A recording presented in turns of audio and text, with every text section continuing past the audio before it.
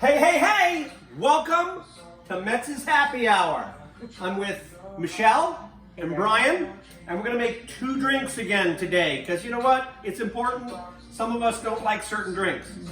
Well, Brian started drinking Negronis when I introduced him to those about 4 years ago, but I kind of got over it because I'm more of a whiskey drinker, so I'm going to make my own variation called a Boulevardier. Boulevardier? Okay. It's a tongue twister.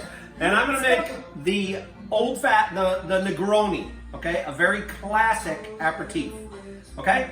So I'm going to go with, first of all, a couple weeks ago you saw a thing about we were making the Americano. And I was talking about the Count Camillo Negroni who invented it in 1920. Someone says that was incorrect. I might have to start drinking. Just so you know, I'm keeping score. So anyway, a classic Negroni is 3 parts gin, Campari, and vermouth. Well, it's 1 part gin, 1 part Campari, and 1 part vermouth. If you're a light drinker. Right, she hasn't started yet. So, right. Hold on. 1 part of each, 3 parts, 1 of each alcohol. And so Brian Make uses sure that Tanqueray. it's very, very even. He likes a good Tanqueray gin, so that's what he uses. And then on the vermouth, what's important to know, vermouth is not a spirit, it's a fortified wine. So just like when you open that bottle of Cupcake Cabernet, and by day 2 it's tasting a little off, the same thing happens with vermouth if you store it in your pantry or your liquor cabinet. So keep it in the fridge and it'll stay fresher longer, it'll taste better. And this one is the Antica Formula vermouth that we really like. It's a little expensive, but it makes the drink a whole different drink, doesn't it, Brian? Right. You've already spent a bunch on the Campari anyway, so you might as well make it a good drink. Yeah. The other thing about a Campari, or the Negroni that we're making, I don't know if you know this, but it was actually one of the first drinks that was drunk by, yes, James Bond. Okay? A lot of people think, oh my God, I'm going to make the while we're best talking about a martini. little history, the drink I'm making, the Boulevardier, is a play on the Negroni. Instead of the gin, you're going to use American whiskey, either bourbon or rye. I prefer rye because it's not as sweet. Let me stir. And this was created by a publisher of a magazine called the Boulevardier in the 1920s in Paris that was made for expats.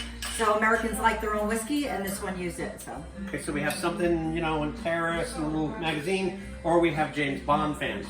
Okay, in his, it was actually an Ian Fleming book in 1960. He came up with it. Can I have the other? What do you need? This? My ingredients. Oh, my apologies. So what do you do? How many? So that was just an ounce of the rye. Ounce of rye. An ounce of Campari. Ounce of Campari. And then an ounce of the sweet vermouth. Sweet vermouth, I don't know if we mentioned it was sweet because you don't want to use dry in this. No. I had a bartender in Georgia make me one once who didn't know what they was doing and used the dry vermouth, and Don't do it. that wasn't good. Are you mixing, shaking? Okay, and then any drink really, typically if it has whiskey in it, you don't want to shake it, you want to stir it. Even though Brian's is Tanqueray and not whiskey, he prefers it stirred as well, so we're going to stir them. Yeah, I think the only time I'm going to start shaking is a martini. So. And you just want to stir long enough to cool the drink down and really mix the ingredients. You don't want to really go crazy like you're making a cake. Okay. Okay, I need my glass, and a lot of people talk about, adding the aromatic bitters in a Negroni, a classic Negroni. Don't do it, okay? This is the secret ingredient. Don't use it. Brian chilled his glass. And we're going to put some special ice cubes in it. A little round Some ice. round ones. Makes the drinks kind of special. Beautiful. This is an amazing aperitif just before dinner. Helps with the digestion, so I definitely suggest it. And part of A little bit of an orange twist to get the oils in there. now you can use an orange twist or a slice of orange. This just came out of our garden today, so I am going to use a slice of our orange. Just beautiful. All right. Hold on, you know what? Why don't you hold them and let me get a close-up. Hold on.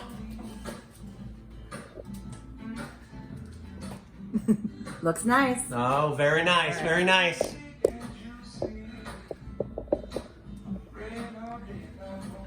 Such camera work. I know. Cheers, everybody.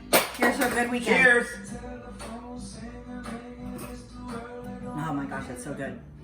Mine's better. Switch.